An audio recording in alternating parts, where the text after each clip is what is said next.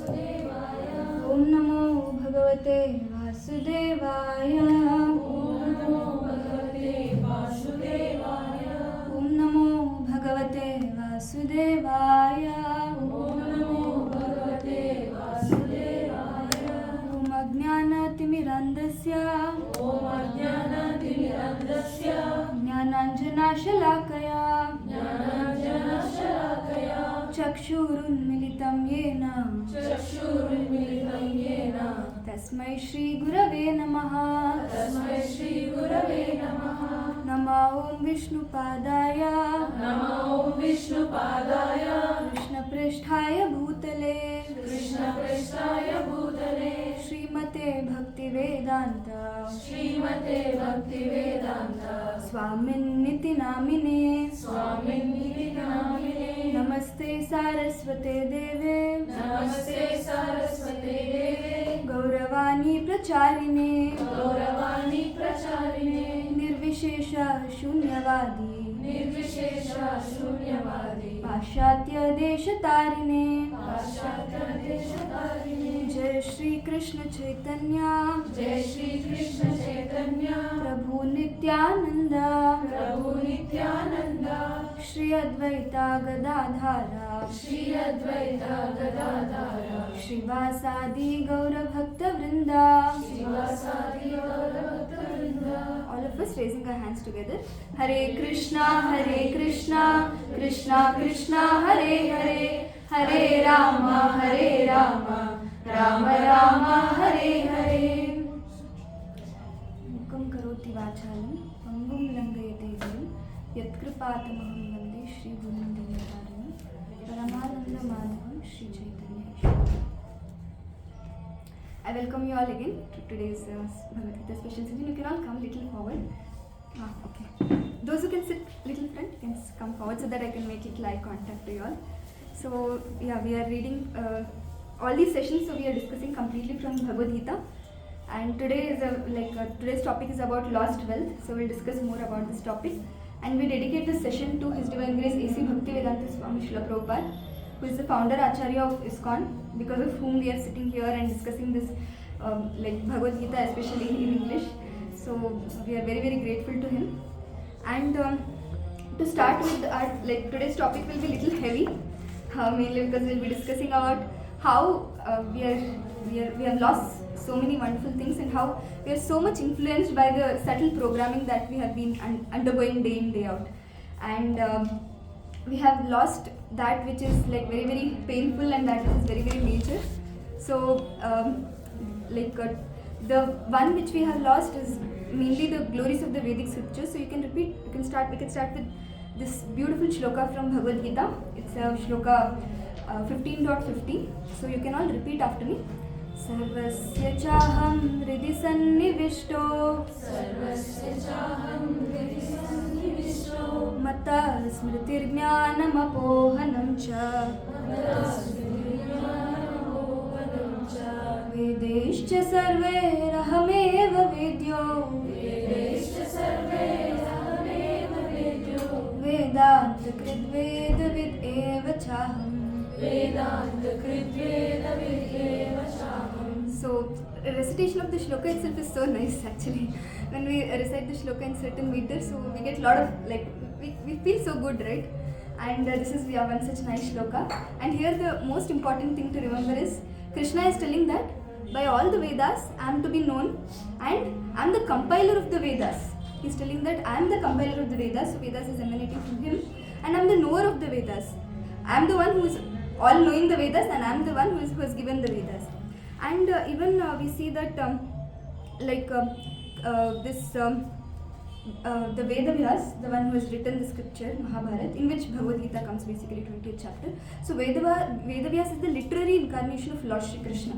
So when Lord Shri Krishna says to Arjuna here that I am the Vedas, I am the compiler of the Vedas, he is not telling just like that. He has come in the form of Veda Vyas, and he has given the essence of the Vedas in the form of various scriptures.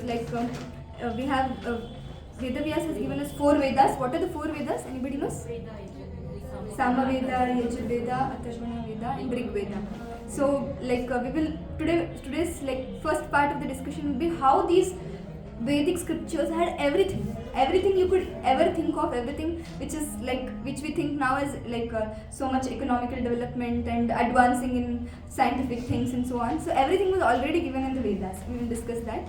And second part we'll discuss that how like we are like losing what we don't have right now, and like little further we will be like just totally bankrupted. And here like how I was telling that Vedavyas gave 4 Vedas, he gave 18 Puranas and 108 Upanishad. And in that Isha Upanishad there is also a very prominent one. And Bhagavad Gita, like how I said, it's a part of Mahabharata. It was also given by Vedavyas himself. And like how I was telling, like the Vedas, basically the 4 Vedas which we were discussing, it has completely everything. So we have put few slides to give you the facts, and these are like how I said, these are completely taken from Vedas, like certain Vedas, like the surgery basically.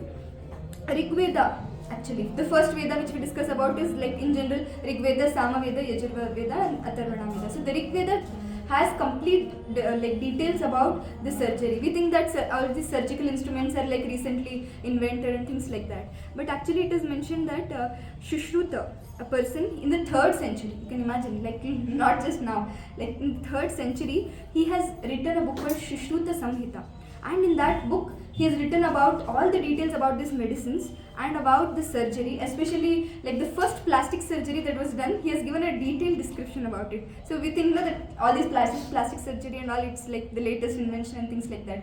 And in fact, the instruments, like pictures are given in the Rig Vedas, instruments like descriptions are given in the Rig Vedas, and the same instruments are being used by the current like doctors now for all the like surgeries and operations.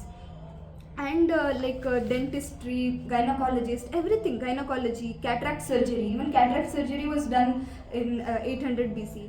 And this it was a book, the Shushruta Samhita, it was a book documented from Rig Veda, and it was in 800 BC, so we can imagine. And Ayurveda, I don't have to speak much about this Ayurveda, so everybody all over the world, the whole world is turning towards Ayurveda, because mainly because the Ayurveda is without side effects, or very very less side effects. And the best part of Ayurveda is you take like little medicines, it not just nourishes that part of the body, but it nourishes the whole body.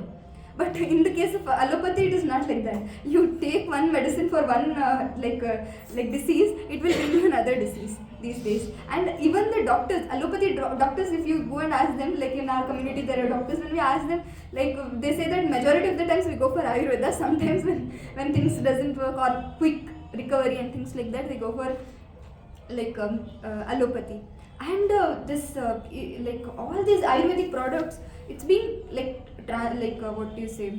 exported to the all over the world, from Kerala, from various other parts of our country basically. And what to speak about mathematics? So anything you can think about mathematics? Who discovered zero? Aryabhatta. So we can see how Aryabhatta discovered zero. He discovered that x, which made us which made our life miserable in our college life. We had to always go in hunt of finding what is that x is about. And then the pi, basically, that was also given. And it is said that in 6th century, a mathematician named Varaha Mihira, he gives Pascal's triangle. You would have heard. Actually, what happens, I'll tell you 3-4 things, then I'll tell you what is the story. So this Pythagoras theorem also, so a person called Pythagoras, he came and in 800 BC, and then he told that yes, I'm the one who discovered this Pythagoras theorem. But in 570 BC, actually Bhaudhayan, a famous mathematician, he had come. He had given all these Pythagoras theorem, and even when it comes to that, most of the coders you would know, like we would know that Fibonacci series which we had. So that was also, it was named after the mathematician called Fibonacci, but it was given by Hemachandra, a mathematician named Hemachandra, in 1150. In this way we can see Pascal's theorem or Pythagoras theorem or zero or Fibonacci series. Everything our Indians discovered. The only thing that they didn't do is they didn't raise a patent at that point of time. They didn't know that all these people would come in the end, and then they would just take all these discoveries and prove that my name is Pythagoras, so this theorem is Pythagoras theorem. My name is Pascal, so this theorem is Pascal's theorem. So this is from the like generations together, we see Indians, as Indians, we've been very tolerant. We've been very merciful to others. And Srinivas Ramanujan, he's a great Indian mathematician basically. He says that an equation for me has no meaning unless it expresses a thought of God. And what to say, speak about physics actually. Like in physics we see that most of the people, like we have like discussed about this concept of atom. And whom did we think that the founder of the atom? Dalton. We think Dalton is the founder of the atom, but actually it is mentioned that Maharishi Kanada, he gave this theory of atom in 2nd century. And even quantum physics, Satyendra Nath Bose. Like see, all these things I'm not just telling by here and there actually. It's all facts and figures, it's all documented and it's all kept. And even now the proofs are available. Just that the thing is that all these things, first thing is they are derived from our Vedas, which was given by Lord Krishna himself, and he came like in the form of Veda Vyas. And then our Indians have like discovered these things and they have been utilizing it. But the foreigners, they out of nowhere they come, they take all the credit and they basically go away. And gravitational theory, like this is like the like what do you say, the most foolish thing we have heard. Somebody's top of head's apple fell and then he discovered a gravitational theory concept. But actually it is mentioned that Brahmagupta, physician, he had discovered this again in the 2nd century. He had all given a very, very great description about this gravitational theory. And even the solar system, the structure of the solar system and eclipses, all these things were already mentioned clearly in Rig Veda. And if anybody wants to do like further like discovery, you can go refer Rig Vedas. At least you can like figure out that these keywords you can figure out, it's all there. And these Rig Vedas, like how I said, they're centuries together old. So now just 100 years ago, 150 years ago, somebody cannot come and claim that we did it, because we already have the proofs ready. And this is called Vimana Shastra actually. Like you'll be surprised to know that in our scriptures, even in Rig Veda basically, it is mentioned that all the wonderful pictures, even including all the measurements of the aeroplanes were mentioned. And these aeroplanes were not like the Jugado aeroplanes which we have now, like which we have to pay like 5k, 10k, 15k and go. These were like huge aeroplanes and it was like a palace. Basically people would stay there, like the kings of that era would stay there and they would rule the kingdom there basically, that big aeroplanes. And now the same technology is being used in bits and pieces and they have discovered the aeroplanes. And Yogasana, I don't have to speak much, whole world is turning towards Yogasana. And see, all the other facts maybe we have not read, like what Rig Veda, Yajurveda, Samaveda, Atharveda, it's hard for us to believe now. But when we go back and check again, we can confirm, like how I said, all these facts have been put from the Vedas itself. But this fact actually, like so surprising, Yogasana was given by Lord Krishna himself in Bhagavad Gita. In 6th chapter of Bhagavad Gita. Bhagavad Gita was given how many years ago? Anybody knows? 5,000 years ago. 5,000 years ago, in the battlefield of Kurukshetra, Krishna gave this Bhagavad Gita to Arjuna. And when he gave in the 6th chapter, Ashtanga Yoga is mentioned. And in this Ashtanga Yoga, Ashta-anga means 8 limbs of yoga. In that 8 limbs of yoga, the first limb is Asana, Yama, Niyama, Asana, Pranayama. Like this, various are there. And in that 8 angas, currently what is being discussed is only the 3rd and the 4th one. That is like this thing, what is that? Asana and Pranayama. I mean, I'm sure you would have heard about only these 2 things, Asana and Pranayama. And how very clearly, like we have the proof that like all the things, basically the things we discussed, any field you take in general, be it physics, be it chemistry, be it mathematics, be it medicine, be it like fitness, everything basically came from our scriptures itself. And astrology and Vastu Shastra, actually nowadays it's very hard to believe these astrologers and even all these Vastu Shastra people, because they are all corrupted. But if you see in earlier ages, these like astrologers, they were great devotees of Lord, and they used to do very, very great austerities and sadhana, and they would get things like revealed for them, and they would predict things. This would happen in future, in so and so date, so and so time, and it would happen. In fact, there were so many wonderful astrologers who have predicted about COVID.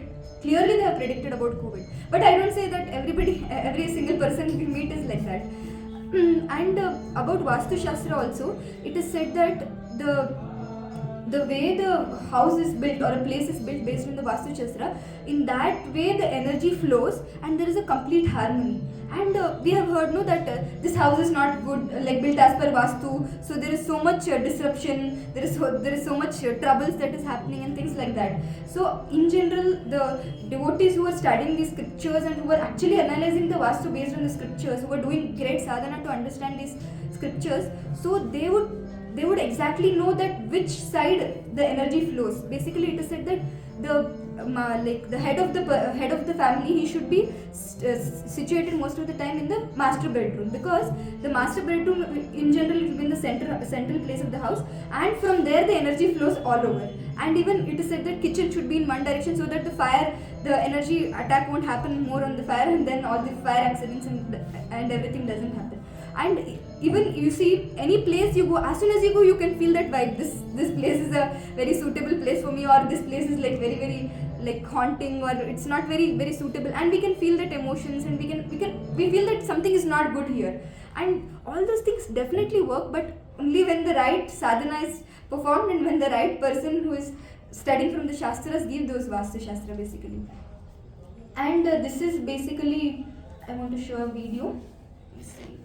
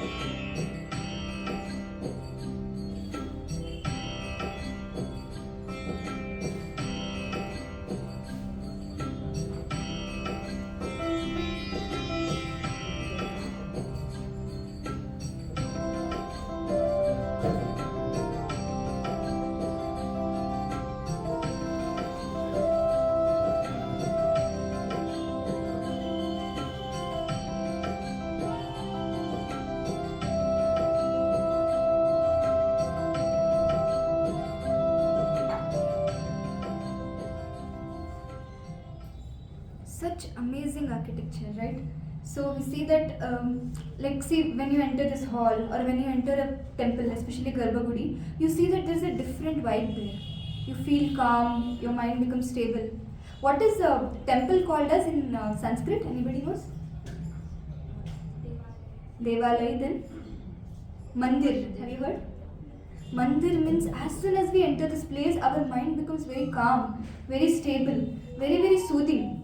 And that's why we see, like, if the purity of the temple is maintained wherever we go, even including this hall. I don't know, the first time when I had entered this hall also a couple of years ago, I felt like so good. This is a small hall, but like such wonderful vibration is there in this hall also. So weekly once, even if I would come, it would like just surcharge me, because like how I said, all these especially these temples, you see like such wonderful architecture is there. Any one of you have been to Hampi here or Melukote? Like you all have to visit at least once. Like such amazing like architecture is there, and it's like it feels very bad now when we go back and see, because almost all ruins are there, but still some of the temples they are still maintained and they're running very well. And these temples, like in Melukote, the temple is built on one single rock, like it's carved from one single rock. And we saw in this video also that we could pass our hands under the pillars of the temple, we could hear music from the pillars. So like you can imagine, we had such great like civil engineers who could like do all these things just based on the scriptures basically. And also we see that nowadays these civil engineers, they'll build all these dams and bridges and things like that. In such small time they'll fall. And these temples, they were built like thousands and thousands of years ago. Even now they're standing erect. So you can imagine what kind of architecture, what kind of civil engineering knowledge we had based on the scriptures. And also like about education, Takshashila and Nalanda University. Again, this is like, I'm speaking about 2nd and 3rd century.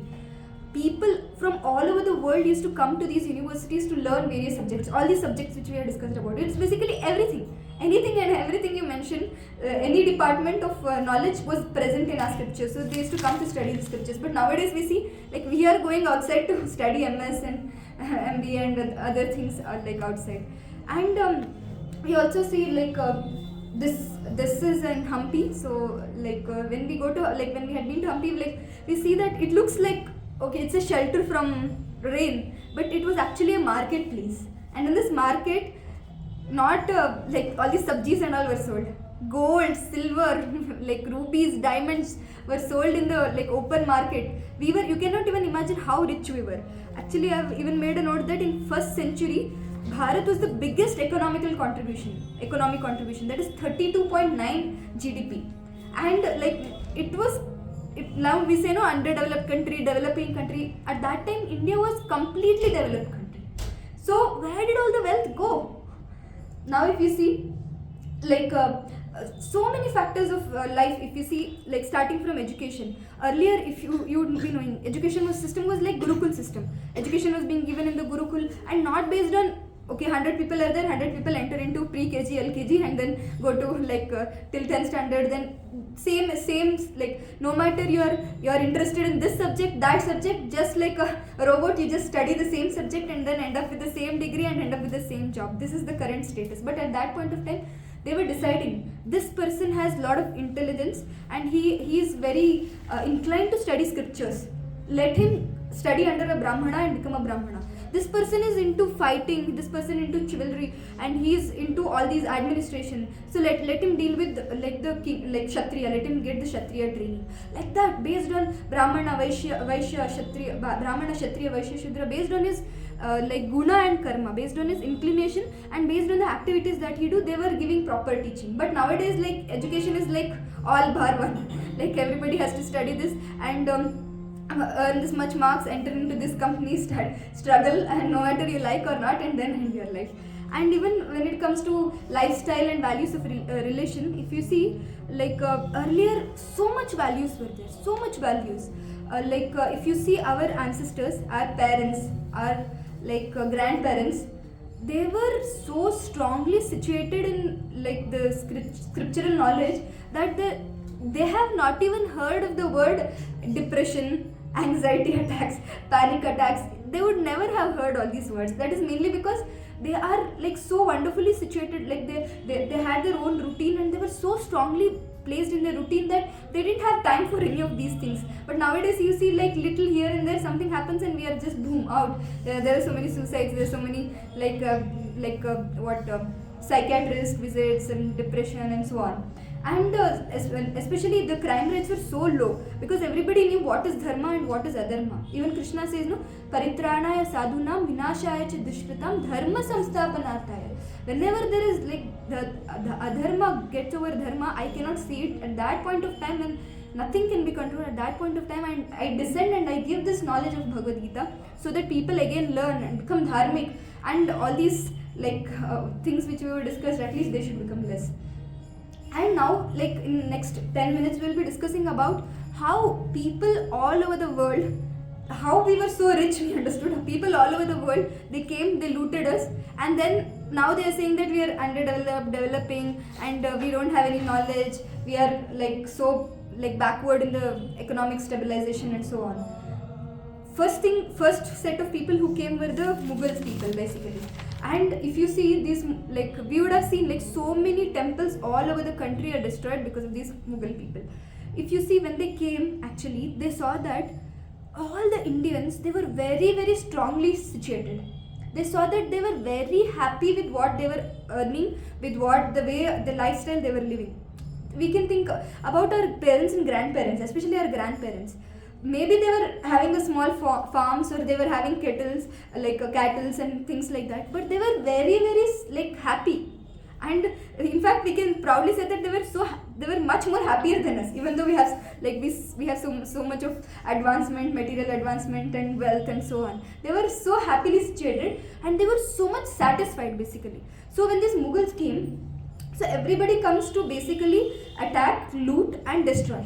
So when they came, that they want to destroy us. So they are seeing that what is the fact because of which these people are so happily situated. If they are happily situated, we cannot loot them. So then they figured out that temple is the source of our wealth.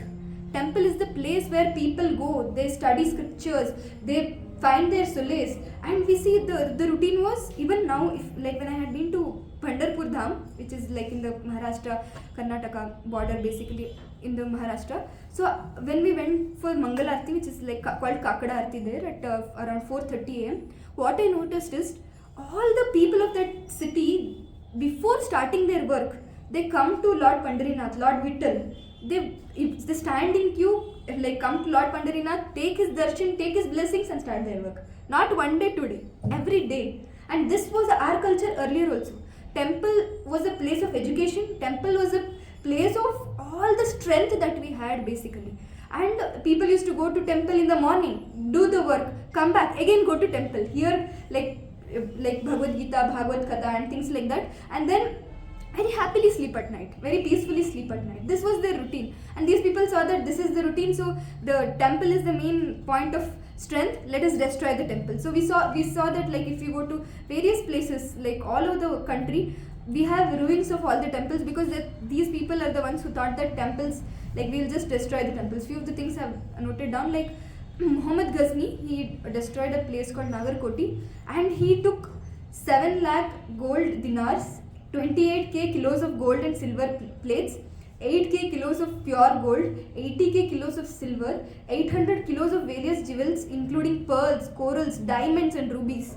So like when I was telling that these people used to sell these gold like emerald rubies in the street, especially even we had in our Kannada syllabus, we had a chapter called Vijayanagara Empire, and in that Vijayanagara Empire it was given how rich we were, that like barter system used to happen in terms of gold and rice like that. Now like even if we sell our kidneys, we cannot get little amount of gold, that expensive it has become. So we cannot imagine how rich we were. And even in Mathura in 1018 and Somnath temple, you would have all heard of this Somnath temple, in every temple basically. And I have also made a note that it was said that Alauddin Khilji, like he looted one place, left, right, center, he came and looted that same temple 7 times. First time he came, he looted all the gold.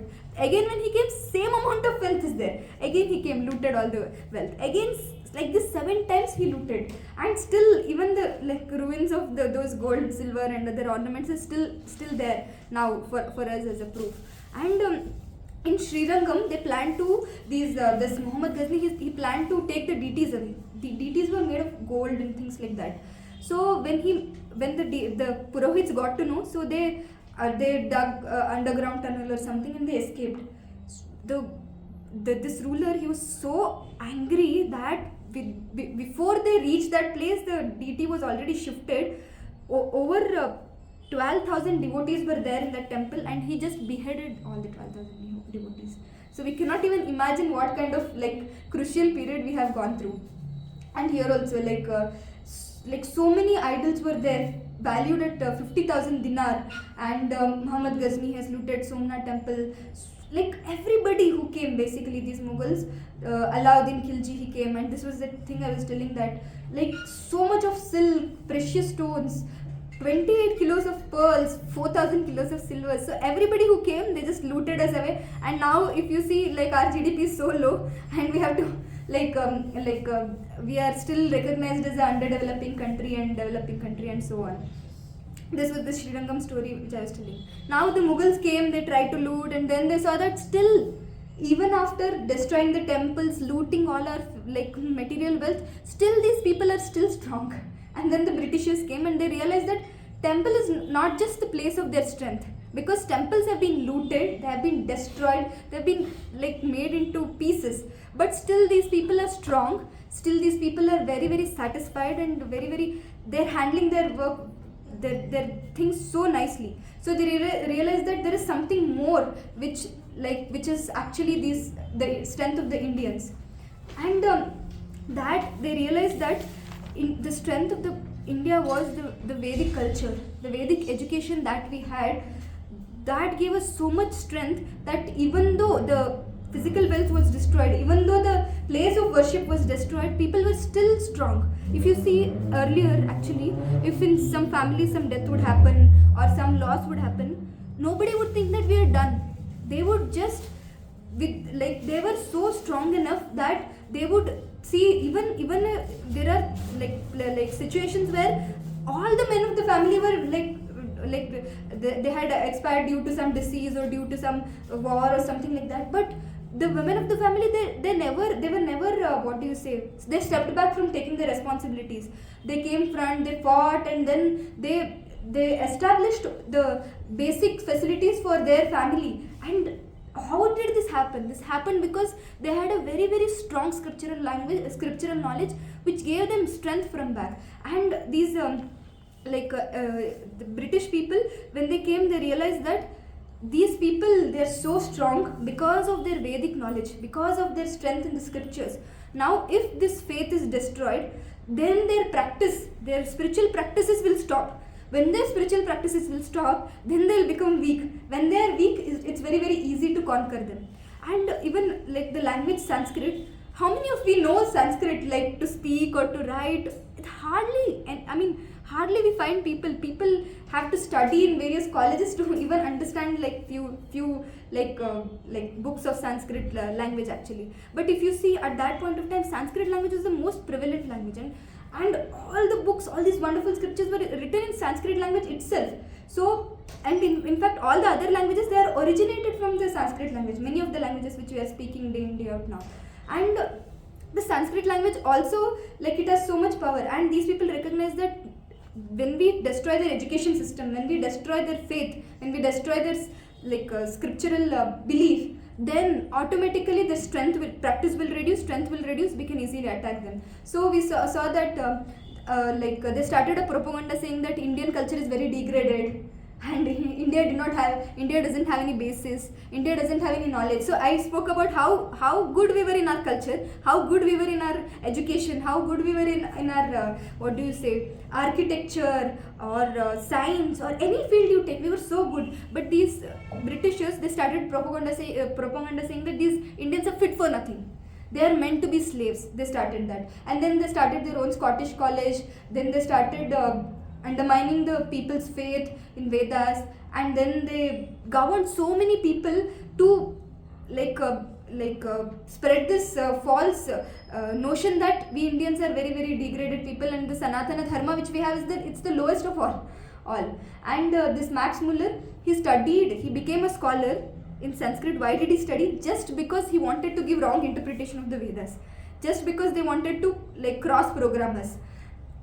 And see this, can somebody read this? This is a thing that is taken from this newspaper. I have travelled across the length and breadth of India, and I have not seen one person who is a beggar, who is the thief. Such a wealth I have seen in this country, such a high moral values, people of such caliber that I don't think we should ever conquer this country unless we break the every backbone of the nation. which is a spiritual and cultural heritage, and therefore I propose that we replace this old and ancient education system, a culture for if the Indians think that all that is foreign and English is good and greater than their own, they will lose their self-esteem, their native culture, and they will become what we want them, and truly dominated nation. So you can see, they just hit the root of our education system. They just hit the root of our faith basically, and that's how we see that they came up with this English education, so that when people know that we are not like educated in English language, we are actually low. Even now, it is considered that those people who study in their mother tongue, actually they're more intelligent than us, if you see. But those who don't know English, they're considered as illiterate. So we can see like what kind of programming they had done, that we could come to such an extent, like we were such rich country, rich in all terms. We came to a conclusion, they broke our like root in such a way that we came to a conclusion that we are poor, we are illiterate, we are not educated, we don't have any wealth, we are completely dependent. If educated people from other country doesn't come and rule over us, we will just go in vain. This is what they programmed us. And this Metley, he changed the education system basically. He said that Indian languages, they neither have literary or scientific information. Like all these like slides I had put just to show that how we were so rich in every field, even in literature, even in scientific information. And they have mentioned Indians are poor, rude. It is said that any person would come to the door of the Indians, they would never let them go hungry. We were that opulent actually, and should be enriched by our help. We didn't want anybody's help actually. And European library is more than all the Indian literatures put together. So many times it has happened that all our literatures were burnt. What we have just right now is just the ruins. Like how I was telling that Takshashila and other university, Nalanda University, so many literatures were burnt. And even after all those things, still the ruins, if they can keep us sustained, we cannot even imagine how much like education scriptures we had. And all the Vedic text put together has less knowledge than that of the primary schools, they are telling. And we see, if like all of us are working right now, so if you see the education system now, every one of you can agree with me, how much of our education system has come to help in our jobs? Not even 1%. I don't even feel like why have I even struggled so much and taken my degree, because what I studied is completely different from what I am working now, and it nowhere gave me values, it nowhere gave me any information about how to manage my finances or how to live a life when everything goes haywire. It did not give me the strength to get back from the failures. It all showed me some history, some philosophy, some things from here and there which these English Britishers introduced. And Sanskrit Vedic in Vedas is just a fiction of imagination. Actually, this I want to like speak about this, that when we speak about our scriptures, Mahabharata, Ramayana, when we speak to the younger crowd, so what they say is these scriptures are mythology. You know what is the meaning of myth? Myth means that which is false. Mythology means this is something that is false. Fiction means something that is like imaginary basically. And these people, they're calling our Mahabharata, Ramayana and all these things as mythology. And even including us, many of us, we call Ramayana mythology, or like we don't know the meaning basically. Why I'm sharing this to you? Because tomorrow if somebody comes to you and tell that Ramayana is mythology, Mahabharata is mythology, you have to stand up and say, no, this is our history. This is what has happened. Kurukshetra is a place even now. It is still there. And even this thing, what is that? Setu, the Ram Setu is still, the base of the Ram Setu is still visible. And anything you take from the scriptures, the proof is still existing. So nobody can say that this is fiction. Dwarka, our Prime Minister Modi has gone to the underneath of the Dwarka, and then he has found that the Krishna's kingdom was there. So how can they even say that these people are mythological agents and our scriptures are mythology? They just wanted to put us down, saying that this thing that did not happen, and whatever we are giving, this English education, this British system of education, this is it. They wanted to just prove that. And here we must educate Indians in English so that we create a class of people who are Indian in blood and color, but English in taste, opinions, morals, intellect. For this class, we will upgrade the dialects to the Western nomenclature. And a big clap to this Macaulay, because he has achieved what he wanted. And now the current education system, current trend is so that if you don't know English, you don't know anything. If you are like following all these Vedas and scriptures and things like that, you are very old fashioned. You are very like you are very like backward in your education, backward in your knowledge. And they said that we are only Indians in complexions basically. Our attire, attitude, festival, aspiration, food. If you see our attire, you will be surprised to know that jeans was owned by the labor class people. Labor class people, because they couldn't wash the clothes every day and they had to survive lot of wear and tears. So that's how the jeans was introduced. And let's say if person is wearing jeans on the road, people would know that this is a labor class person who is wearing the jeans. And now the fashion is to wear torn jeans and give like hefty amount to get that torn jeans. So we have achieved this stage of attire now. And even the attitude, if you see the respect towards elders, like the love that the parents had, like the people had for each others, it's almost gone. Nowadays, if you see, there is no family values at all. Everybody is busy in their own phones. And if you see, like even like child doesn't get the mother's love, and then child becomes a criminal at certain age, and then the mother will just feel bad that my child has become a criminal. But the base itself is not strong. Then what will happen to the child? Definitely he'll go with the crowd, go with the flow. And festivals, what festivals we are celebrating now, like February month we are there, Valentine's Day, and then January, the New Year. Actually, see, what is this New Year? People drink all night and get up in the noon, and then they vomit, and then they call this as a New Year. How was a New Year? Like we used to, like our ancestors, they used to wake up early in the morning, take bath, wear fresh clothes, go to the temple, take blessings, go to the elders, take blessings, make resolutions, and actually work on those resolutions, not just make resolutions. Like we cannot even imagine what kind of degradation has happened. And aspiration, like how I said, like I want to go to West, I want to go here, there. So much of like wealth was there, so much in all like fields here, but now everybody is aspiring to go to West. And even food, like food, actually this pizza, burger and all, it was the food of the poor people, in fact. And nowadays if you see any kid, what they ask first thing is pizza. And in fact there is a quote that pizza pasta narak ka rasta. Definitely all this food, where it is even leading us, it's not even nourishing, it's not even helping us, it's just increasing the hunger, increasing our like taking our money out. And lifestyle also, like see, we used to get up in Brahma Muhurta, finish our work by evening, when the hen like used to get up, we used to get up, and when the sun used to set, we used to sleep. Now it has become completely opposite. Like we have become night owls basically. This is all because of the Western culture.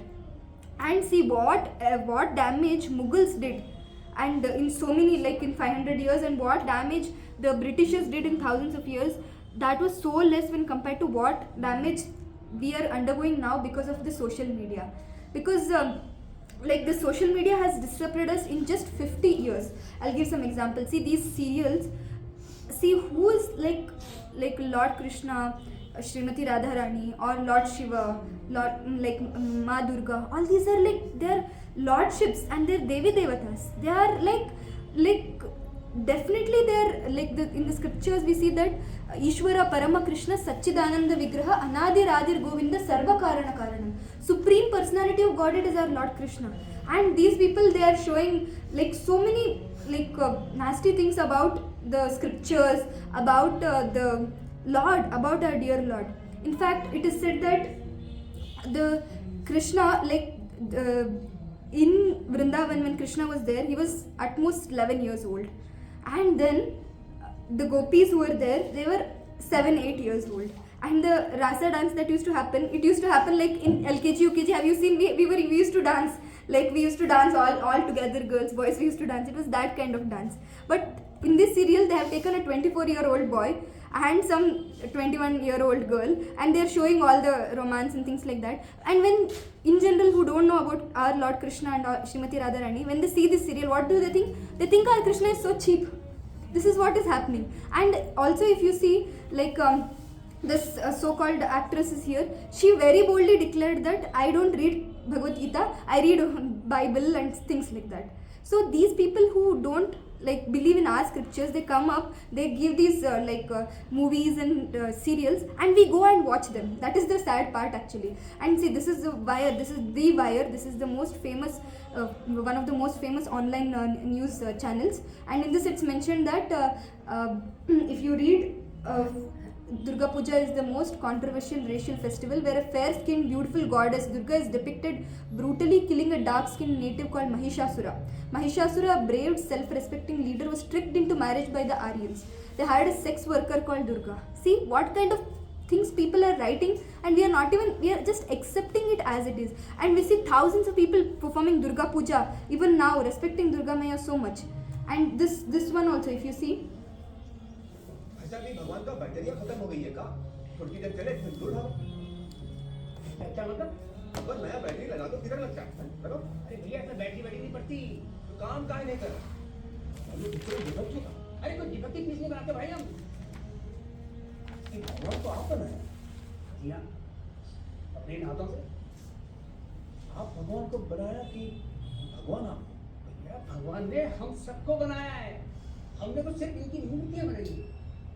काहे बना हुआ तो क्योंकि मूर्त ताकि उनकी पूजा कर सके, अपने सुख की बातें कर सके। कहीं भीतर ट्रांसमीटर बिठेगा, भगवान का बात पूछा कैसे? अरे भगवान को किसी ट्रांसमीटर की जरूरत नहीं पड़ती, वो डायरेक्टली सुन लेता है। डायरेक्टली सुनता है तो फिर ये मूर्त की क्या जरूरत है? अरे क्या करूँ इसका यार? धंधा कोई करवाएगा क्या? see, in this we can see that how, like, see, we ourselves, we go and we pay such hefty price and we go to these movies.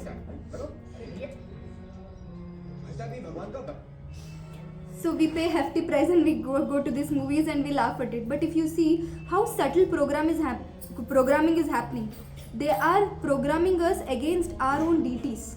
If you go see temple, like how I said, temple is the only place where we go and get solace. It's the place where we get strength from. And so many like histories there where the deities have self-reciprocated the devotees. And so many wonderful acharyas like Ramanujacharya, Shankaracharya, Madhvacharya, they have established these deities. See, they are not fools that they have established deities and deities worship is happening. We have one more session where we will be discussing more about the science behind the rituals that we are doing and these deity worship and things like that, where we'll discuss more. But the fact that I want to say is that our like complete faith on the deities is lost just by this one movie. And let's say we like in our faith this is happening. Let's say if somebody else's faith like Muslim or Christians, something against the scriptures was mentioned, do you think these actors would be survived? They would be killed in 1 or 2 days. They would not be survived at all. And this is one other case where he is telling. मैंने बोला ठीक है, ये भी करके देख लेंगे। तो मिलान में पहुंच गया मंडे, दूध का लोटा, ये लंबी लाइन लगी, सबके सब हाथ में लोटा पकड़ कर खड़े हुए। मैंने सोचा अंदर जरूर कोई दूध पीने वाला होगा, वरना ये सब तरफ लगे थोड़ी है जैसे लोटा पकड़ के लाइन में खड़े। मेरा नंबर है, मैं अंदर गया, अंदर कोई नहीं था दूध पीने वाला, कोई नहीं। बीच में वो काला पत्थर पड़ा, उसे शिवलिंग कहते हैं मूर्ख। हाँ, शिवलिंग पड़ा और वो पत्थर दूध। See here again, this is the most controversial question which people ask. We have put here because you all should be able to answer these people tomorrow if they ask you. What people ask people in general is, why are you even wasting the milk in pouring on the shivling? Why are you wasting the oil? Why are you wasting the batti? Why can't you use that money and feed to the poor?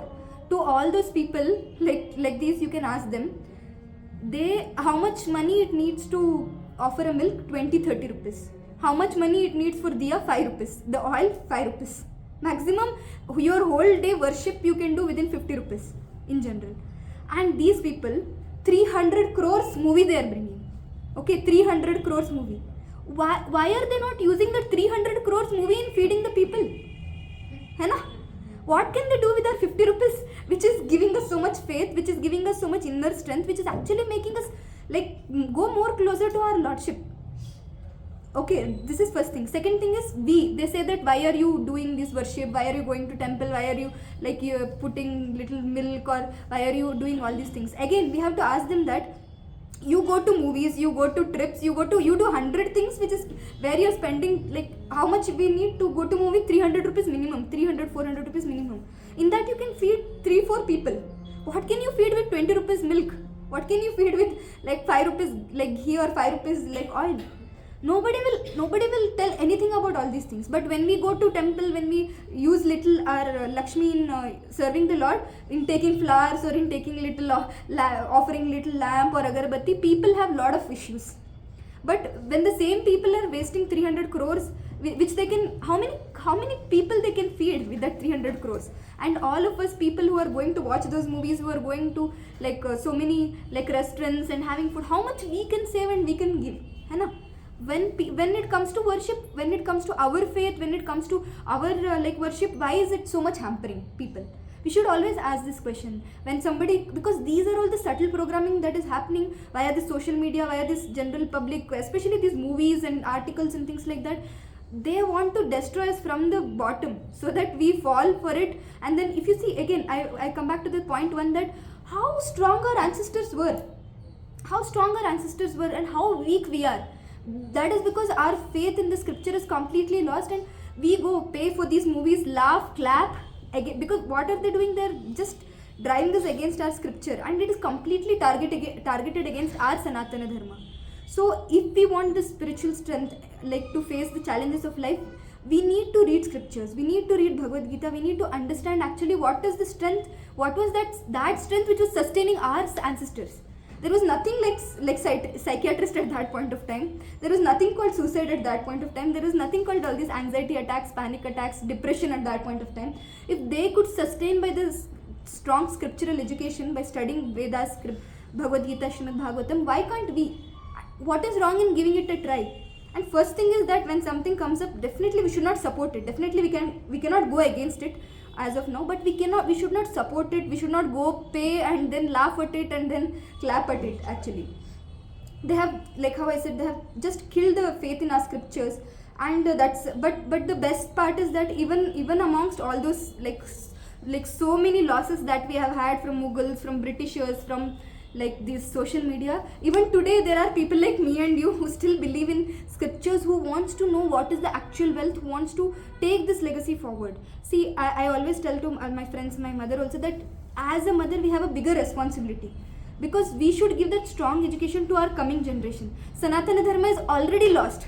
If we don't take responsibility and read scriptures, follow scriptural injunctions, and don't take the Sanatana Dharma forward, all we are doing is we are just sending ourselves and our kids to the mental hospital or asylum or so on. So like we have to retrieve the lost treasure, or else we have to ready to be get destroyed basically, because it's very unfortunate that because so many reasons people don't take to spirituality, but it's the high time that we take spirituality, because it gives us everything. Like how I said, it gives us like 360-degree development in our like personal, professional, and all like categories of our life.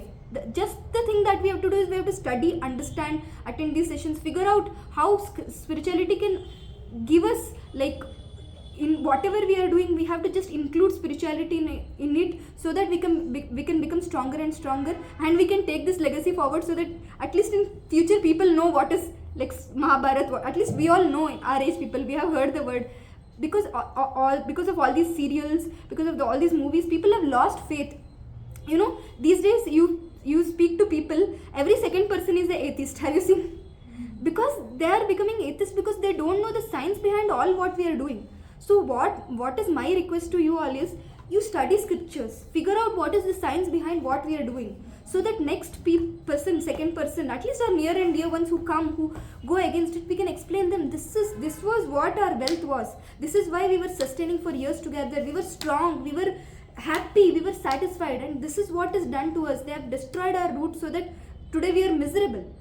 Today we are completely miserable. We are not at all like strong, and like how the statement said, be ready to get destroyed. So my humble like request to you all is, to study Bhagavad Gita, at least to study the scriptures, and then share it to others, share it to the second person. First of all, study, apply it in your life. If you think it is beneficial, then share it to others, just like me and others are doing here.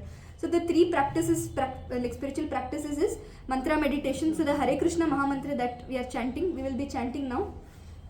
So, and then regular study of Bhagavad Gita. So first, my humble request is that if you don't like have the beads, so we have offered the beads to the Lord and kept actually. These beads are like the beads in the bead bag will at most cost you some 60 to 80 rupees, but it's a one-time investment, and every day you chant, even for like couple of days, you can see the difference yourself.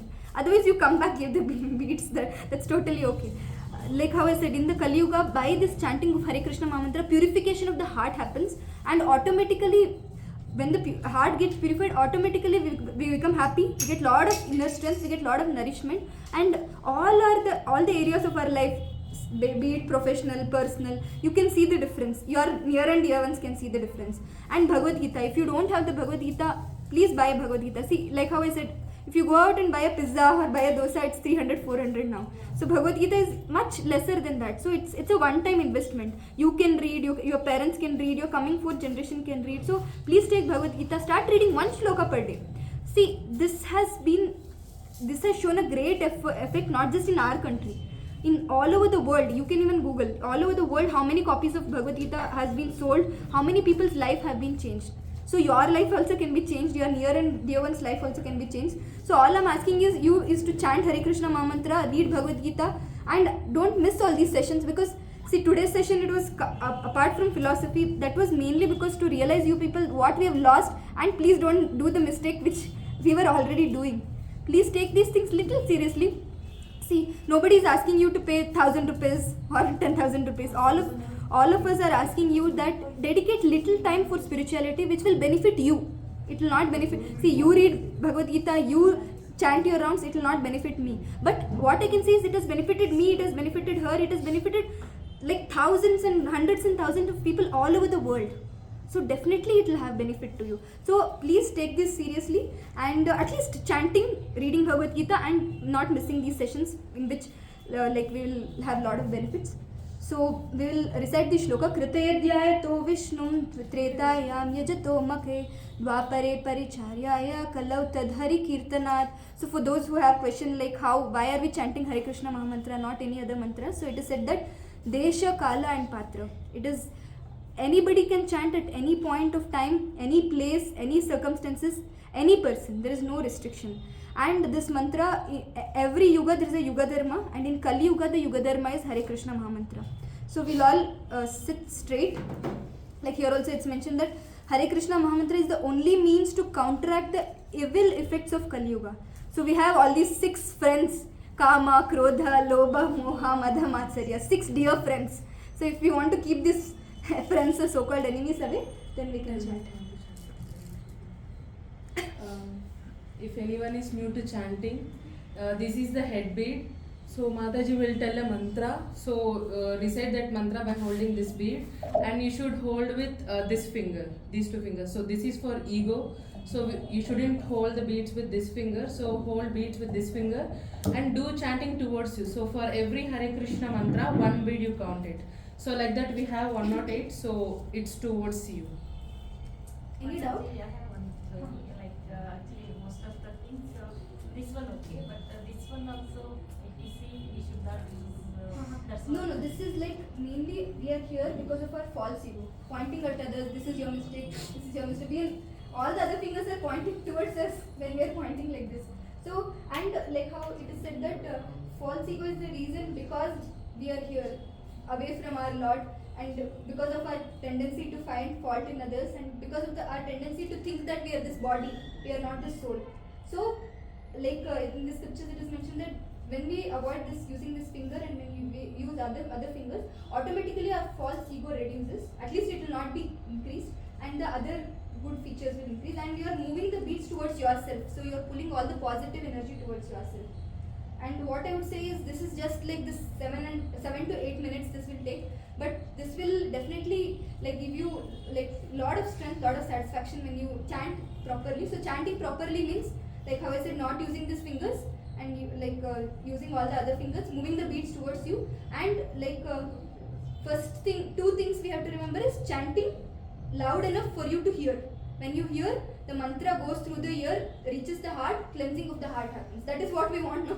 That we want our hearts to be cleansed and become calm and cool and at least be there. But our mind is a monkey, so he goes 108 places. So we have to tell our mind that this whole week I was hearing you, this 7-8 minutes, you just let me focus on the mantra. So you don't have to think about anything, you just have to chant and hear the mantra. So we'll start. You can repeat this mantra after me. Jai Shri Krishna Chaitanya, Jai Shri Krishna Chaitanya, Prabhu Nityananda, Prabhu Nityananda,